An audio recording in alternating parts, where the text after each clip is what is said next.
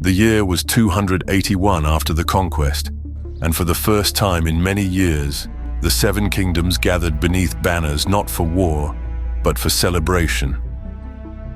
At Harrenhal, the greatest tourney in living memory was called by Lord Walter Went. Lords and knights rode from every corner of Westeros to attend, the roads filled with wagons and singers. Pavilions of silk rose beside the blackened towers of Harrenhal, like fields of flowers beneath the spring sun, and for a little while the realm believed itself at peace. The Starks came south from Winterfell, Brandon, heir to the north, hot-blooded and fearless. Young Eddard beside him, Benjen still scarcely more than a boy, and Lyanna Stark, wild as winter wind, whose beauty men would remember long after kingdoms burned around it. From the west came the banners of House Lannister, though Lord Tywin himself did not attend. From Storm's End came Robert Baratheon, huge with laughter and strength, already betrothed to Lyanna Stark.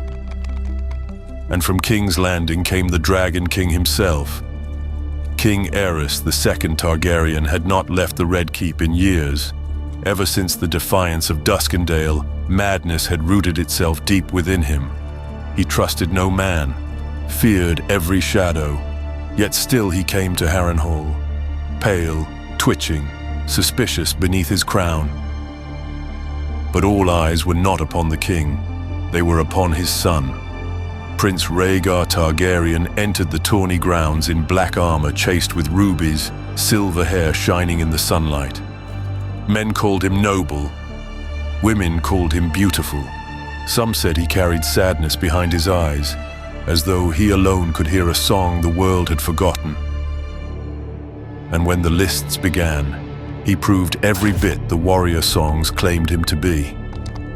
One by one, the greatest knights of the realm fell before him.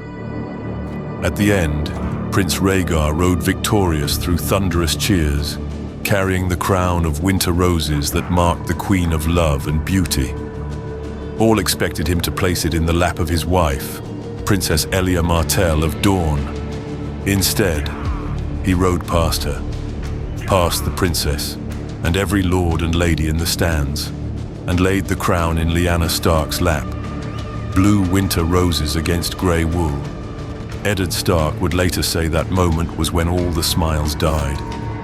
For beneath the music and celebration, something terrible had begun. The realm simply had not realized it yet. The coming of the new year brought whispers, then rumors, then fear. Prince Rhaegar Targaryen had taken Lyanna Stark somewhere near Harrenhal. Some claimed it was love, others named it abduction. But whatever truth lay between them died beneath the weight of what followed. When Brandon Stark heard the news while riding south to Riverrun for his wedding, fury overtook reason. With companions at his side, he rode for King's Landing at once. He stormed before the Red Keep and shouted for Rhaegar Targaryen to come out and die. But Rhaegar was gone, and the Mad King heard the challenge instead. Aerys had Brandon arrested for treason, along with every man who had ridden beside him. Then he summoned their fathers to court. Lord Rickard Stark came south with 200 northern men, expecting justice. None returned home. The king granted trials, of a sort. Rickard Stark demanded trial by combat. Aerys agreed, and named Fire the champion of House Targaryen. The Lord of Winterfell was suspended in his armor above a roaring blaze while his son watched helplessly nearby. Brandon Stark was bound to a strangling device, a sword placed just beyond his reach. He could save his father, the king promised. All he had to do was reach the blade. Brandon clawed forward while the cord tightened around his throat. Rickard Stark cooked alive in his armor, and Brandon strangled himself trying to save him. Thus did the blood of Winterfell stain the throne room of the dragons. When the executions were done, King Aerys demanded the heads of two more men, Robert Baratheon and Eddard Stark. Both were wards of Jon Arryn in the Vale. Both had become sons to him in all but blood, and Jon Arryn refused. The banners of the Eyrie were called. The falcon rose beside the direwolf and the stag, and the Seven Kingdoms descended into war. The rebellion began not upon some great battlefield, but in division. Even in the Vale, not every lord answered Jon Arryn's call. Gulltown barred its gates beneath loyalist banners, refusing the rebels' passage. So the war's first blood was spilled there. Robert Baratheon fought at the forefront of the assault, smashing through defenders with warhammer in hand. Lord Mark Grafton fell beneath him, and Gulltown was taken. Elsewhere, Eddard Stark crossed the Mountains of the Moon and returned north through hardship and storm to call his own banners. The North answered. Then came Summerhall. 3 loyalist armies sought to unite there before marching on Storm's End. Lords fell, Grandison and Catherine gathering their strength beneath loyalist banners. But Robert Baratheon moved faster. Like a thunderbolt, he descended upon them, attacking each force before the others could unite. The battles raged from dawn until dusk, 3 separate clashes in a single bloody day. Lord Fell died beneath Robert's hammer. Men who had ridden to destroy him instead bent the knee afterward, won not only by Robert's strength, but by the force of his charisma. Captured lords became allies. Former enemies became sworn men. It was said Robert could turn foes into brothers merely by sharing meat and ale beside a fire. And so the rebellion grew. But the crown gathered strength as well. From the Reach came Lord Mace Tyrell with vast armies at his back. From Hornhill rode Randyll Tarly, among the finest battle commanders in Westeros. They met Robert at Ashford. There, for the first time, the rebellion staggered. Tarly struck hard and fast, smashing Robert's vanguard before the rebel host could fully deploy. The stag banners reeled beneath the assault, and the rebels were driven back beneath the weight of the loyalist advance, forced into retreat before the battle became a slaughter. Yet Robert escaped destruction. Bruised but unbroken, he fled north to unite with Eddard Stark and Jon Arryn. Behind him, Mace Tyrell marched on Storm's End. The great castle was encircled by banners of gold and green, and within its walls, Robert's younger brother Stannis prepared to endure hell. The war ground onward through smoke and ruin. Eddard Stark crossed the neck, marching his Northmen south. Jon Arryn gathered the Knights of the Vale. Hoster Tully joined them through blood and marriage, wedding his daughters to Stark and Arryn alike as the realm divided beneath crimson skies. But the crown had not yet broken. King Aerys named Jon Connington Hand of the King and unleashed him upon the rebels with a powerful host. Robert Baratheon, wounded and hunted, was forced into hiding within the town of Stony Sept. Connington descended upon the town like a falcon upon prey. His soldiers tore through homes and inns searching for Robert. Doors were kicked apart. Innocents were dragged into the streets. Hostages hung in crow cages while the bells of the Sept rang endlessly overhead. Yet the town refused to betray the rebel lord. Then the rebels arrived. Jon Arryn, Eddard Stark, and Hoster Tully crashed into the town from every direction. Fighting erupted through muddy alleys and market squares beneath the screaming bells. The battle consumed the center of Stony Sept. Around the great fountain in the town square, men hacked and butchered one another beneath the fading evening light. Smaller clashes erupted through alleys and side streets as smoke rolled across the town, and the bells rang without end. Jon Connington personally wounded Hoster Tully and slew Sir Dennis Arryn in the chaos. Then Robert emerged, blade in hand, roaring like thunder itself. He burst from hiding and tore into the loyalists with savage fury. He found Connington amidst the confusion and nearly killed him then and there. The Hand's army collapsed soon after. The Battle of the Bells became the first great rebel victory of the war. And in King's Landing, Aerys Targaryen began to fear Robert Baratheon more than any enemy he had ever known. As the rebellion spread across the Seven Kingdoms, the Crown Prince at last returned from the south. Prince Rhaegar Targaryen came back to a realm already drowning in blood. Some still believed he alone could save House Targaryen. Unlike his father, Rhaegar inspired loyalty. Lords who despised Aerys still followed the silver-haired prince. Men whispered that had Rhaegar worn the crown instead, the war may never have begun. But the realm no longer fought for peace. It fought for vengeance. Rhaegar gathered 40,000 men beneath the dragon banners. Dornish spears rode north behind Prince Lewin Martell, and while armies gathered, the Mad King descended further into madness. Aerys filled King's Landing with pyromancers. Wildfire caches were hidden beneath streets, taverns, stables, and septs. The king swore that if the city fell, he would leave Robert Baratheon nothing but ashes. Even his own hand, Lord Corlton Chelstead, recoiled in horror upon discovering the truth. For protesting the plan, Aerys burned him alive. The smell of burning flesh drifted through the Red Keep, while the king laughed from the Iron Throne. And still, the war marched toward its reckoning. The two armies met at the crossing of the Trident beneath a cold red sky. 40,000 loyalists marched beneath the three-headed dragon banners of House Targaryen. Across from them gathered the rebels, fewer in number, but hardened by months of brutal war. Prince Rhaegar sought to cross the river. Robert Baratheon would not allow it. The battle exploded into chaos. Thousands crashed together in the rushing waters. Men drowned beneath the weight of their armor. Horses screamed as arrows tore into flesh. Steel flashed red beneath the river spray. Robert's booming voice thundered across the ford as he commanded the rebel host amidst the slaughter. On the rebel flank, Dornish spears under Prince Lewin Martell pressed hard against the rebels. Lord Corbray fell wounded during the fighting.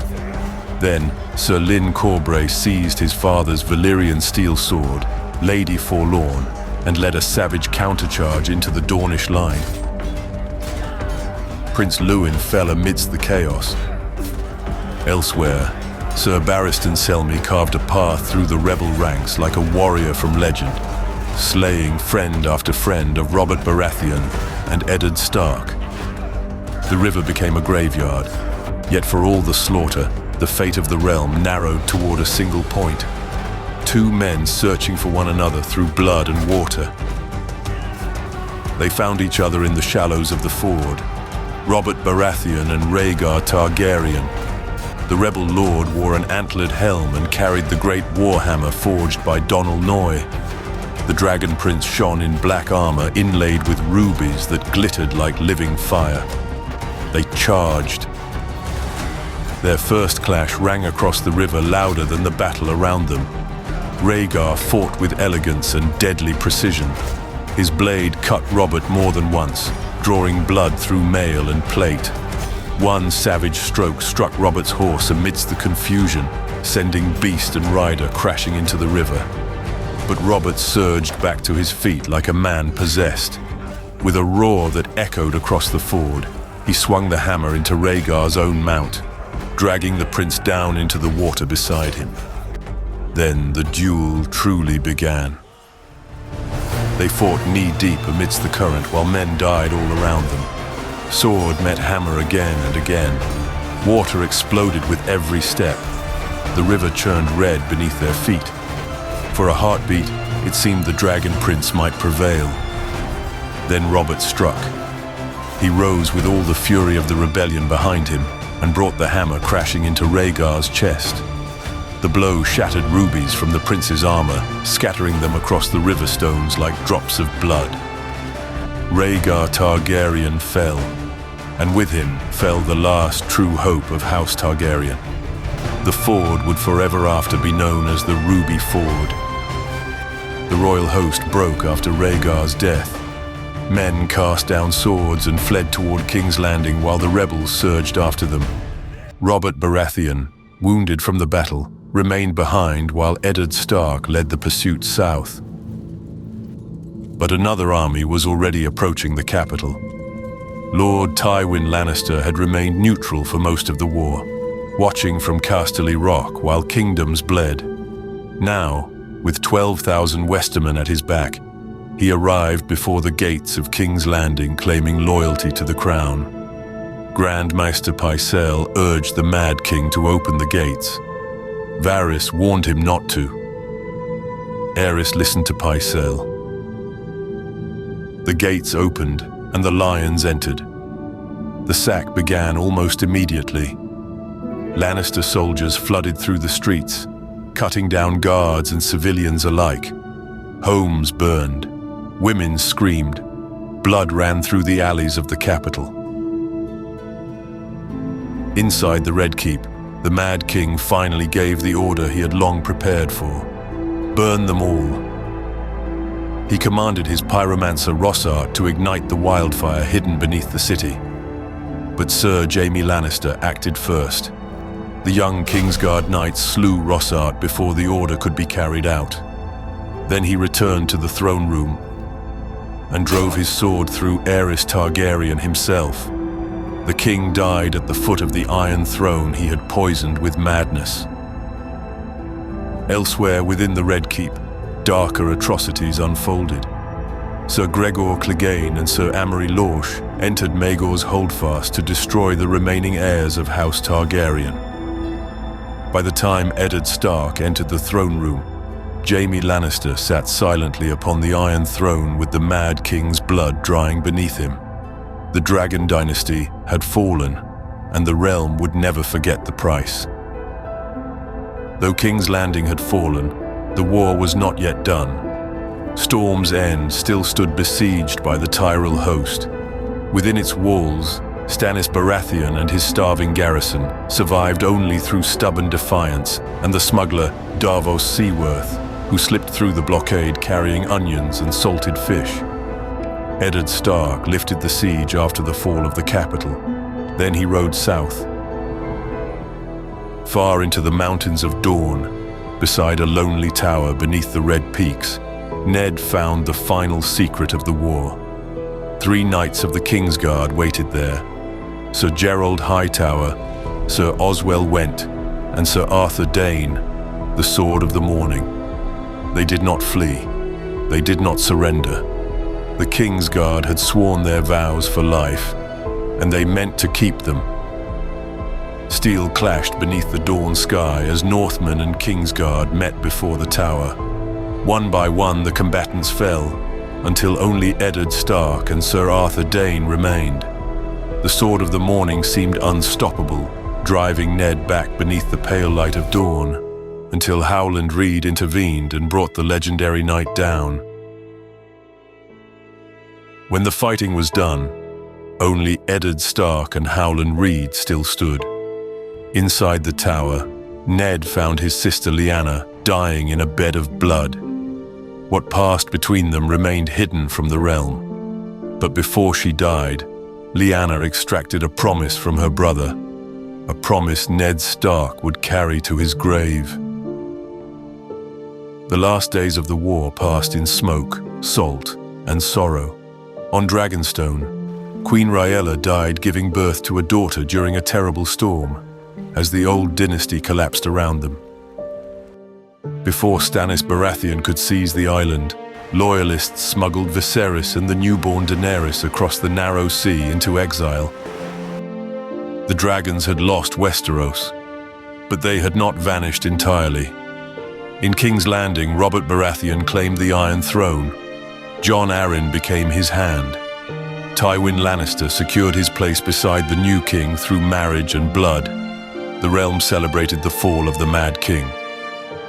Yet beneath the songs and victory feasts lingered ghosts. Rickard Stark burning alive, Brandon strangling himself reaching for a sword, Rhaegar dying beneath the river waters, children butchered in the Red Keep, and Lyanna Stark whispering her final words beneath a tower in Dorne. The Maesters would call it Robert's Rebellion, a war that ended a dynasty nearly 3 centuries old, a war that shattered the dragons and crowned the stag. But years later, old men would still say the realm never truly recovered from the wounds it suffered during those bloody months. Because some wars do not end when the fighting stops. Some echo through generations. And the echoes of Robert's Rebellion would one day plunge Westeros into fire and blood once more.